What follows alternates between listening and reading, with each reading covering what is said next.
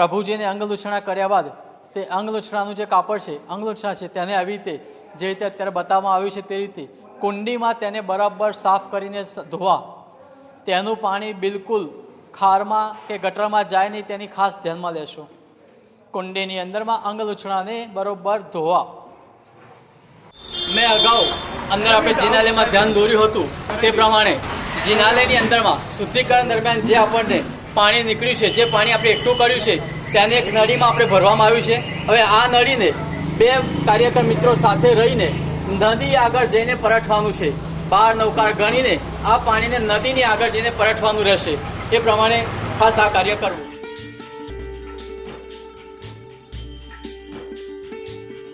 હવે અંતમાં આપણે સૌ મિત્રો સકલ શ્રી સંઘનું કલ્યાણ માટે અને સર્વજીવોના કલ્યાણ માટે 12 નૌકાર ગણીશું. 12 નૌકારનો કૌશક.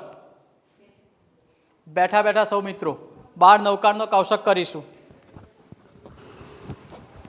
હે દેવાધિદેવ, હે વિતરાગ પરમાત્મા, જિનાલય શુદ્ધિકરણ પરિવાર, આપનું આ જિનાલયના શુદ્ધિકરણ દરમિયાન કોઈ પણ પ્રકારની ખામી રહી ગઈ હોય, અવિનય થયો હોય, અસાધના થઈ હોય તો અમો પરિવાર સૌ આપની માફી માગીએ છીએ.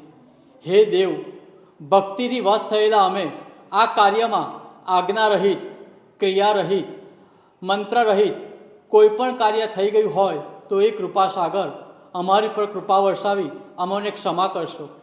હે નાથ, આપની કૃપાથી જ આ લાભ અમને દર વર્ષે મળે. વિશ્વના તમામ જીવોનું કલ્યાણ થાવ, મંગલ થાવ, કલ્યાણ થાવ.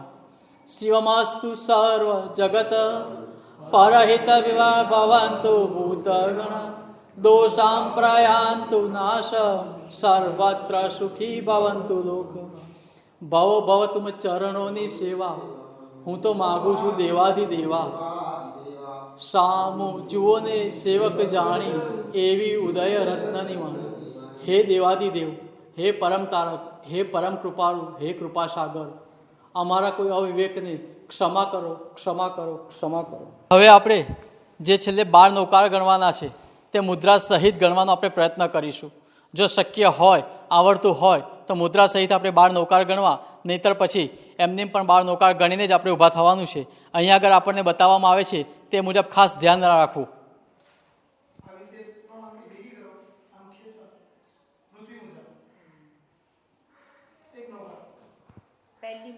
પહેલી મુદ્રામાં પૃથ્વી મુદ્રા, એક નૌકાર ગણવો.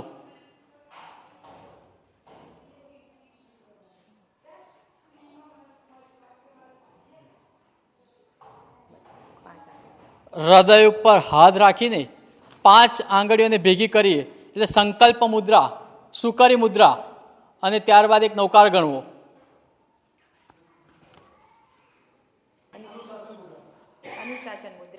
ત્રીજી મુદ્રા અનુશાસન મુદ્રા.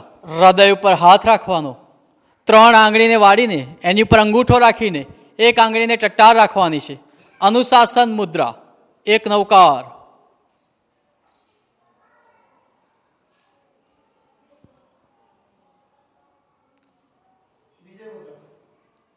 ત્યારબાદ વિજય મુદ્રા, 2 આંગળીને ટટ્ટાર રાખવાની. હૃદય ઉપર હાથ રાખો, મનમાં નૌકારનો જાપ કરો. વિજય મુદ્રા.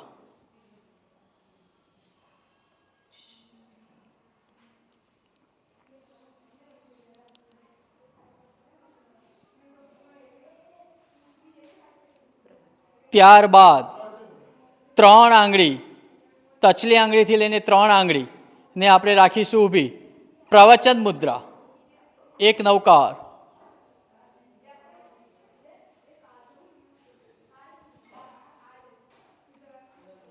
ત્યારબાદ જ્ઞાન મુદ્રા, જે પ્રમાણે બતાવવામાં આવ્યું છે તે પ્રમાણે જ્ઞાન મુદ્રા, એક નૌકાર.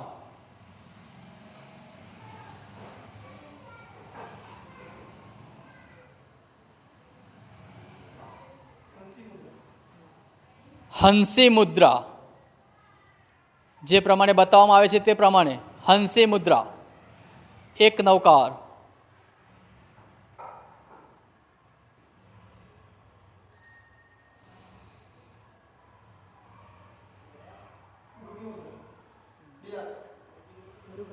આકાર મૃગી મુદ્રા. મૃગના જેવો આકાર થાય, બે હાથની આંગળીઓને આવી રીતે રાખવાથી મૃગી મુદ્રા, એક નવકાર.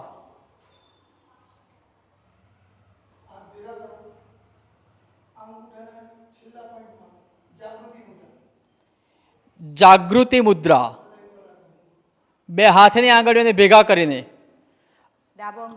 ડાબો અંગૂઠો ઊંચો અને જમણા અંગૂઠાને ડાબા અંગૂઠાના નીચેના ભાગમાં દબાવીને હૃદય સ્થાન ઉપર મૂકીને એક નવકાર.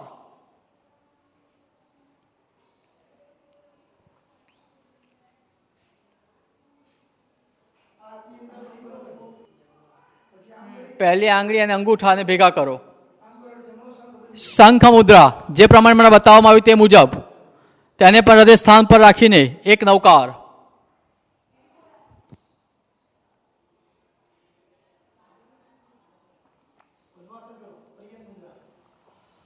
અરિહંત મુદ્રા, પદ્માસનમાં વિતરાગ મુદ્રા અથવા તેને વિતરાગ મુદ્રા બી કહી શકાય, અરિહંત મુદ્રા બી કહી શકાય. પદ્માસન, એક નવકાર.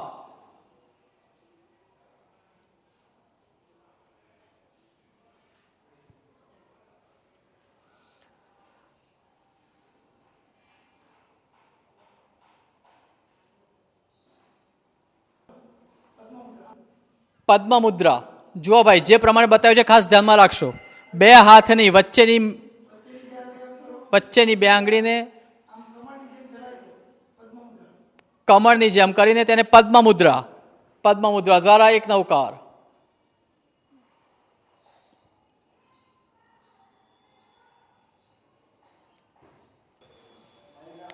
જિનાલય શુદ્ધિકરણ પરિવારના મિત્રો, જે પ્રમાણે હમણાં આપણે કર્યું 12 મુદ્રા સહિત 12 નવકાર, એ ખરેખર આ મુદ્રા સહિત નવકાર ગણવાનું મહત્વ ખૂબ જ અલૌકિક છે. આધિ વ્યાધિ ઉપાધિ સંઘના સર્વે પ્રશ્નોનું નિરાકરણ, અંદરની રહેલી કોઈ બી અશાંતિ ને શાંતિમાં પરિવર્તન કરવી હોય, ભીતરમાં રહેલી શક્તિને બહાર લાવવી હોય તો આ પ્રમાણે 12 મુદ્રા સહિત 12 નવકાર અવશ્ય ગણવા જોઈએ. ના આવડતા હોય તો ચોક્કસ એક આપણે આ શીખીને આપણે એક સંકલ્પ કરીએ કે પ્રભુજી પરમાત્માની આગળ 12 મુદ્રા સહિત આપણે રોજ 12 નવકાર ગણવા, એ ચોક્કસ આપણા એક લાભદાયક છે, ફળદાયી છે. ખૂબ જ ભાવપૂર્વક, ખૂબ જ ઉલ્લાસપૂર્વક આપણા શુદ્ધિકરણની અહીંયા આગળ પૂર્ણતાના આવે છે ત્યારે મિત્રો ખાસ એક વસ્તુ ધ્યાનમાં રાખવાની છે કે આ જિનાલય શ્રી સંઘનું છે. જિનાલયની અંદરનું રહેલું કોઈ પણ જોખમ, કોઈ પણ વસ્તુ જે છે તે યથાસ્થાને આપણે મૂકીને જ જવાનું છે. તેમાં આપણે સહેજ પણ કોઈ જાતની કોઈ આપણને ટકોર ના કરી જાય કે પાછળથી આપણને કોઈ ઠપકો ના મળે, તેનું ખાસ ધ્યાનમાં રાખવાનું છે. માટે મિત્રો, જે વસ્તુ જે સ્થાને છે તેને યથાસ્થાને મૂકી દેવી. જોખમ આદિ વગેરે જે બી વસ્તુ છે ત્યાંના જો ટ્રસ્ટી હાજર હોય તો ટ્રસ્ટીને અથવા તો પૂજારીશ્રીને બોલાવીને પૂજારીજીને એ વસ્તુ આપણે સોંપી દેવાનું ખાસ ધ્યાનમાં રાખવાનું છે. આ વસ્તુમાં સહેજ પણ આપણે ગફલત કરવાની નથી મિત્રો. ખૂબ જ શાંતિપૂર્વક યથાસ્થાને આ જ વસ્તુઓ યથાસ્થાને મૂકી અને પછી જ આપણે અહીંથી નીકળવાનું છે. હવે આપણે સૌ મિત્રો દાદાને પૂંઠ ના પડે તે પ્રમાણે જિનાલયની બહાર જઈશું. ખાસ ધ્યાનમાં રાખશો, આ વિવેક આપણે દરરોજના ક્રમમાં બી યાદ રાખવા જેવો છે. દાદાને પૂંઠ પડે તે રીતે જિનાલયની બહાર નીકળાય જ નહીં. તો આ વસ્તુનો ખાસ ઉપયોગ રાખીને દાદાને ફરીથી માફી માગીને, પ્રણામ કરીને, વંદન કરીને આપણે પૂંઠ ના પડે તે પ્રમાણે જિનાલયની બહાર પ્રયાણ કરીશું. ફરી આપણે આ 3 લોકના નાથને વિનંતી કરીએ કે અમોને ફરી પણ આવી તક મળે, આવતા વર્ષે અમે ફરી પણ આપના જ આ જિનાલયના શુદ્ધિકરણમાં અહીં આવીએ અને અમને આ તક મળે તેવી અમે આપને પ્રાર્થના કરીએ છીએ. તો હે દાદા, અમારી આ પ્રાર્થનાને પણ આપ સ્વીકારશો તેવી આશા સાથે અમે અહીંથી હવે આપની રજા લઈએ છીએ. બોલો શ્રી ભગવાનની જય. સાચા દેવની જય. દેવાધિદેવ કી જય.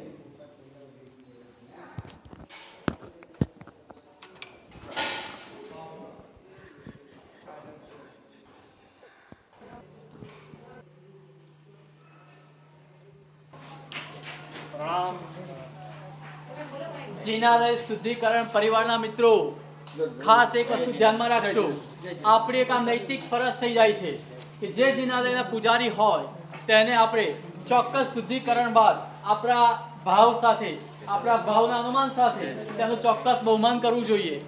તે પૂજારીને બહુમાન સ્વરૂપ યથાશક્તિ પોતે લાભ લેવો. આપણા પરિવારના મિત્રો જેના લીધે શુદ્ધિકરણ તો આપણે થઈ ગયું, પરંતુ હવે તમને જે સાધર્મિક ભક્તિનો લાભ મળે તે હેતુસર એક પાસ આપવામાં આવે છે. તે પાસ લઈને તે જગ્યા ઉપર કાર્યકર્તાઓની મદદથી ત્યાં પહોંચીને ખાસ સાધર્મિક ભક્તિનો લાભ આપવા ખાસ અમારી નમ્ર વિનંતી છે.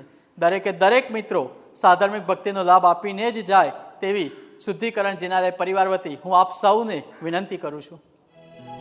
મેવા મળે કે ના મળે, મારે સેવા તમારી કરવી છે. મેવા મળે કે ના મળે, મારે સેવા તમારી કરવી છે. મુક્તિ મળે કે ના મળે, મારે ભક્તિ તમારી કરવી છે.